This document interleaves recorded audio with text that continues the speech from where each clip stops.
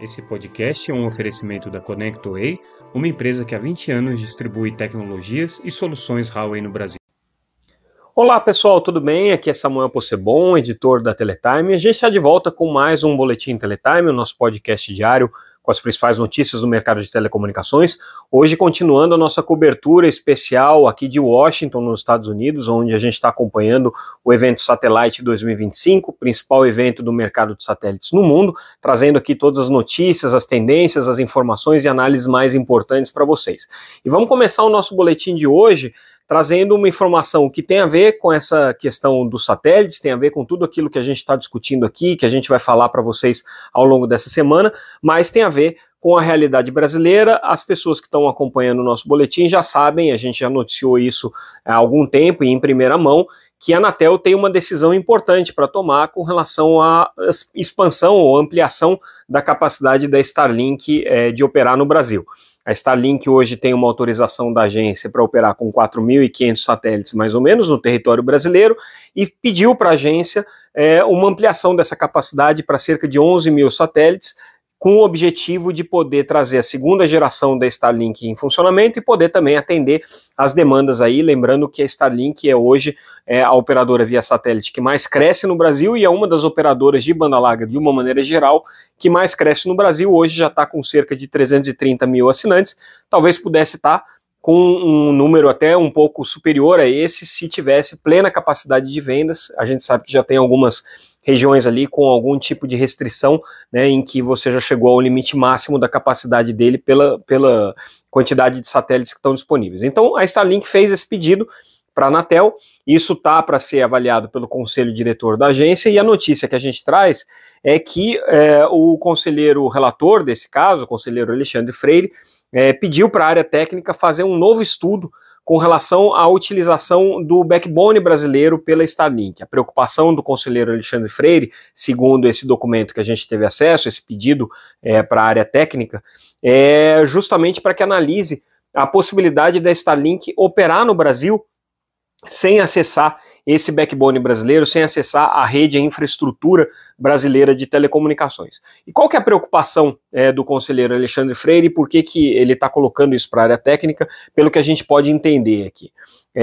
A gente já trouxe essa informação em outras ocasiões para vocês, que a Starlink tem uma tecnologia que não é exclusiva dela, não é única dela, mas ela tem isso já bem desenvolvido para constelações de órbita baixa,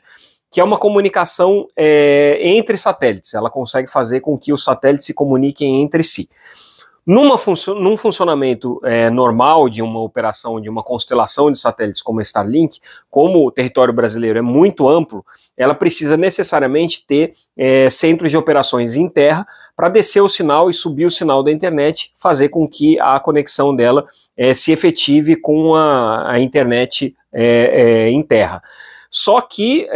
ela precisa, para isso, de estações terrestres, cada uma dessas estações ligadas com backbone, com a infraestrutura de internet brasileira. O que a Starlink pode fazer com essa tecnologia que ela tem de comunicação entre satélites, né, que a gente chama de satellite links, é justamente criar um backbone no espaço e fazer com que o sinal dela para a internet só desça em algum território que ela tem uma estação de terra,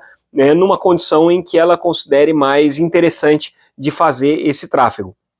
Por exemplo, ela pode operar no território brasileiro, só se conectando à internet a partir do território norte-americano, se ela assim desejar. Justamente o que o conselheiro da Anatel está querendo avaliar é se essa possibilidade coloca de alguma maneira em risco a soberania nacional. E qual que é a preocupação principal do conselheiro Alexandre Freire? No caso da Starlink ou de qualquer outra empresa de satélites, mas nesse caso especificamente ele está analisando o caso da Starlink,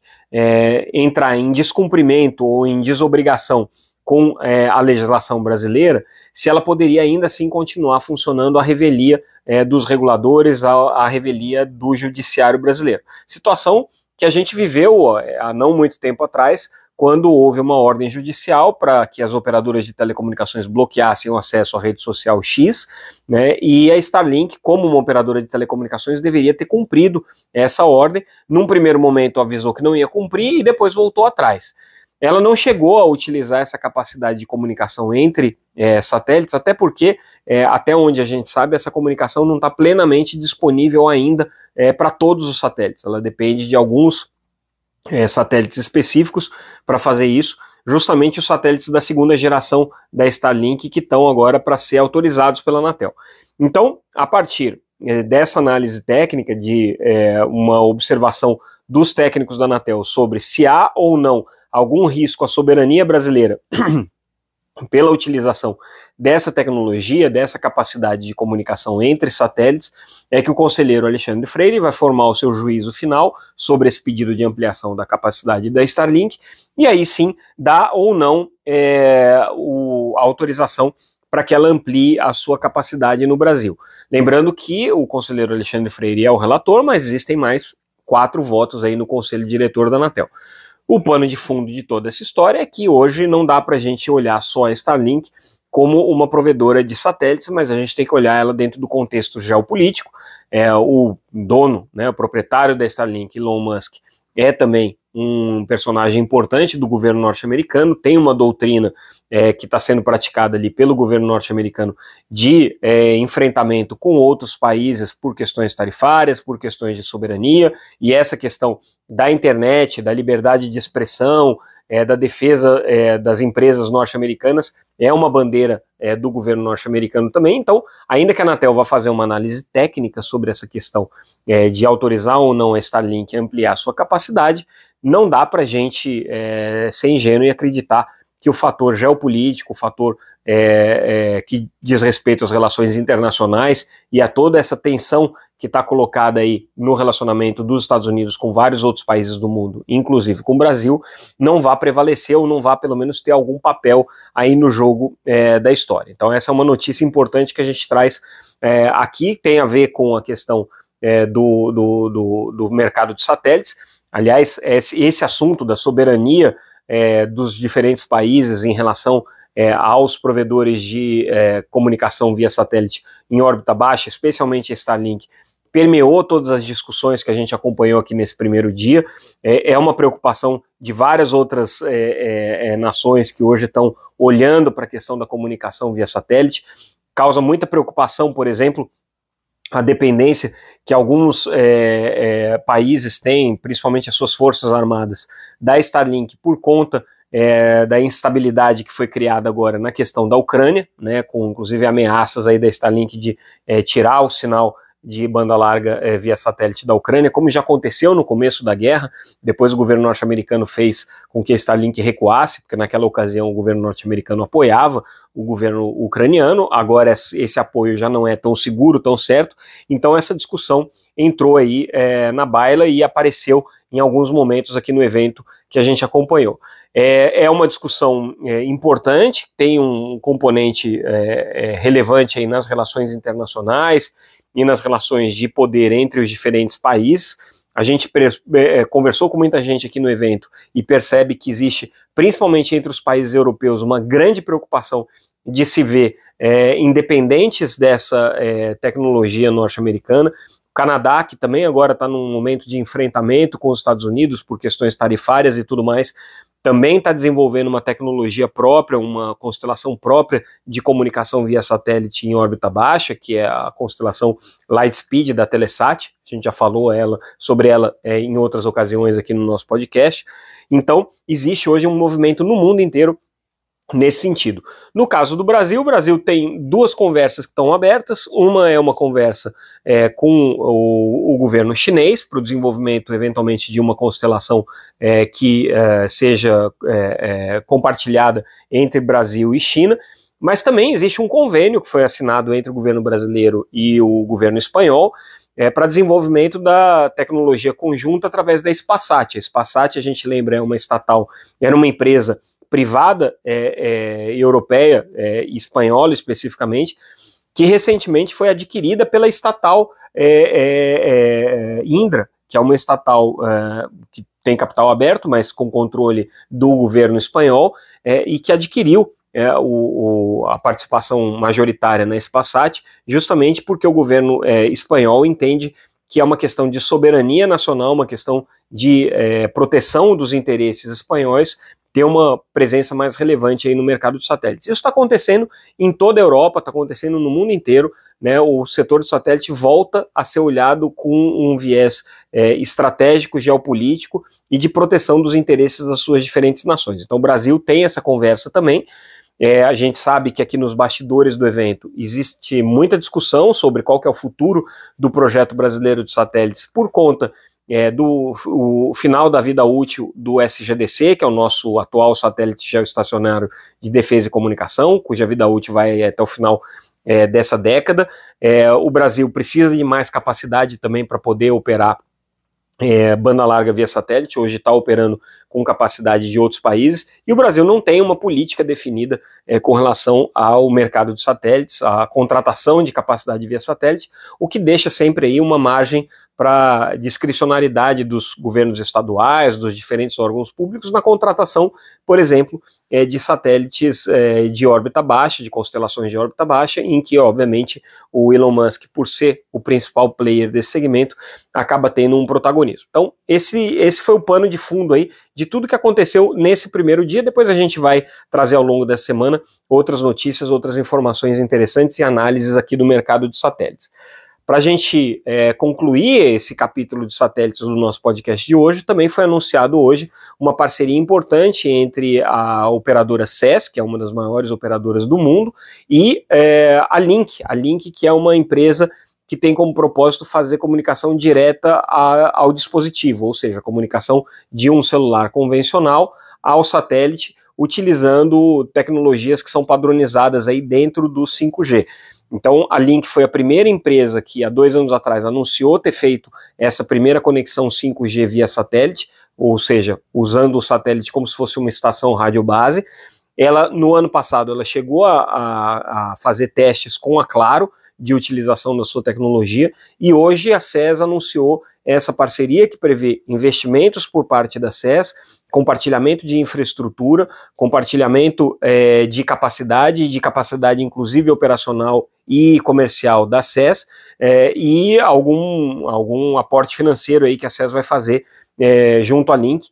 o que foi muito bem recebido aí pelo mercado. As ações da SES tiveram uma valorização importante nesse dia, e dá mais um passo da SES no sentido de buscar, através de aquisições e de novas parcerias, ampliar o seu portfólio. Lembrando que a SES hoje tem constelações geoestacionárias, tem constelação de órbita média, a constelação mPOWER O3b, e tem flertado aí com algumas possibilidades de ter também uma atuação no mercado de satélites de órbita baixa. Participa do consórcio europeu que vai construir uma constelação europeia, e agora com a Link, principalmente para esse tipo de aplicação de comunicação direta ao dispositivo, de comunicação 5G com espaço, a SES dá esse passo importante com essa parceria. Mudando de assunto, vamos falar de torre, o outro assunto que a gente comentou muito no nosso boletim nos últimos dias, e agora julgamento acontecendo no Supremo Tribunal Federal em relação à medida cautelar do ministro Dino, do ministro Flávio Dino, com relação ao pedido da Abrintel para que seja revisto um dispositivo legal que caiu, né, e que previa a possibilidade de compartilhamento da infraestrutura de torres dentro de um raio de 500 metros. Basicamente, o que a Abrintel quer é a garantia de que, quando alguém for construir uma torre, se verifique se existe uma outra infraestrutura de torre disponível dentro desse raio de 500 metros, e que daí, nesse caso, a preferência seria pelo compartilhamento, ou seja, pelo uso da torre já existente. Esse dispositivo estava previsto em lei, ele caiu, ele foi derrubado, e aí a Abrintel entrou com essa ação no Supremo. Ontem o ministro Luiz Roberto Barroso apresentou seu voto, que é divergente do ministro Flávio Dino. O voto dele vai no sentido de que o compartilhamento compulsório não é hoje uma necessidade do mercado, e nem tem razão jurídica para existir. Ministro Gilmar Mendes foi no mesmo caminho do ministro Luiz Roberto Barroso. Então o julgamento, por enquanto, nesse momento, está 2-1, mas agora a Abrintel apresentou um estudo técnico elaborado pelo professor Fábio Augusto Pina, economista da Faculdade de Economia da Universidade de São Paulo, em que ele traz alguns argumentos econômicos aí para essa discussão, defendendo que a previsão de compartilhamento de torres, ela tem um fundamento econômico, ela é mais vantajosa para o mercado, segundo esse estudo aqui que foi apresentado, que o processo tem um vício de origem, que é o fato da revisão da lei que reviu a questão do compartilhamento de antenas ter se dado numa outra medida provisória que tratava de um outro assunto estranho a esse tema aqui da lei, que é basicamente a tese que a Brintel tem nesse momento, e ele defende ainda que o mercado vai ficar de uma maneira econômica mais saudável se esse compartilhamento voltar a ser instituído. Então, essa é a posição aqui do professor Fábio, que foi apresentada nesse estudo, nessa análise que a Brintel levou ao Supremo Tribunal Federal, serve para subsidiar as decisões que ainda precisam ser tomadas aqui no âmbito dessa ação, que é uma ação relevante e dentro da discussão sobre a infraestrutura no Brasil, sobre o compartilhamento de infraestrutura, e que hoje coloca em situação de oposição, em situação de conflito, algumas empresas de infraestrutura que compõem a Brintel e o setor de operadoras de telecomunicações, que é contra essa obrigatoriedade de compartilhamento, ou essa indução legal, vamos dizer assim, ao compartilhamento. Não vou dizer obrigatoriedade, porque existem situações em que essa preferência pelo compartilhamento não se aplica, então não necessariamente é obrigado. Mas existe aqui uma disposição legal, um dispositivo legal que impulsiona, né, e que estimula esse tipo de compartilhamento. Outra notícia que a gente traz hoje é com relação à situação econômico-financeira dos pequenos provedores de internet. Uma análise que foi feita pela XP Investimentos mostra que hoje o nível de endividamento dos provedores de internet está elevado, é um fator de preocupação aí do mercado de ISPs no Brasil, e isso pode levar, segundo essa análise da XP Investimentos, a um novo momento de consolidações no setor. Eles estão muito otimistas com o movimento que foi feito, por exemplo, pelo fundo Maguire, que adquiriu uma participação relevante aí na Brasil Tecpar, inclusive aprovado pelo Conselho Administrativo de Defesa Econômica essa semana, e eles acreditam que por essa situação de endividamento dos pequenos provedores, essa nova onda de consolidações vai trazer impactos e relevância estratégica para o mercado de telecom de uma maneira geral. Eles apontam aqui dentro desse estudo quais são os atores hoje mais passíveis de processos de consolidação, quem está liderando esse processo, e fazem uma análise aí das consequências que isso pode ter para o nível de concentração no mercado, para o nível de competição no mercado e de ocupação do mercado por pequenos provedores. Bem interessante essa análise aqui da consultoria XP. A gente traz também a notícia do lançamento da NIO, né, a nova operação de banda larga em fibra ótica do grupo pertencente ao grupo Vital, o grupo BTG. A gente já trouxe detalhes sobre essa operação ontem, então só convido vocês, se ainda não tiveram a chance de ler a matéria, que está bem mais completa do que a análise que a gente fez, visitem ali o nosso site, entrem lá no www.teletime.com.br e confiram essa análise que a gente traz com relação ao caso da NIO. Outra notícia que a gente trouxe no nosso boletim dessa segunda-feira foi a aquisição ou a ampliação da aquisição, né, que já estava em andamento, do grupo ALT GGNet pela Brasil Tecpar. Eles ampliaram aqui compraram uma fatia adicional de mais 14% desse provedor. Com isso passam a ter 71,5% e pagaram por esses 14% mais 93 milhões de reais. Então, o Brasil Tecpar muito agressiva no seu movimento de crescimento por meio de aquisições. Tem sido claramente a prioridade aqui da empresa nesses últimos 2 anos, né, crescer através de aquisições. E com isso a gente encerra o nosso boletim trazendo assim as principais notícias. Hoje a gente está um pouquinho mais econômico aqui, por conta da situação que a gente está fazendo a cobertura de Washington, então o boletim ainda não está fechado, mas eu convido todo mundo a acompanhar lá no nosso site www.teletime.com.br as outras notícias que a gente não destacou aqui, e eventualmente amanhã a gente traz elas detalhadas aqui no nosso podcast. Com isso, a gente encerra o nosso boletim de hoje. Ficamos por aqui. Como sempre, agradeço a generosa audiência de vocês. Lembrando, se inscrevam no nosso canal lá no YouTube, se inscrevam para receber o nosso podcast pelas suas plataformas favoritas. Entrem lá no nosso site www.teletime.com.br para acompanhar todas as notícias, se inscrevam para receber a nossa newsletter e também acompanhem a gente nas redes sociais sempre como @TeletimeNews. É isso. Não dá para reclamar que a gente não tem informação de graça para vocês aqui. É só vocês estarem conectados no canal certo. Até lá, a gente continua fazendo o nosso trabalho e amanhã a gente volta com mais um Boletim Teletime. Agradeço mais uma vez. Tchau, tchau, pessoal.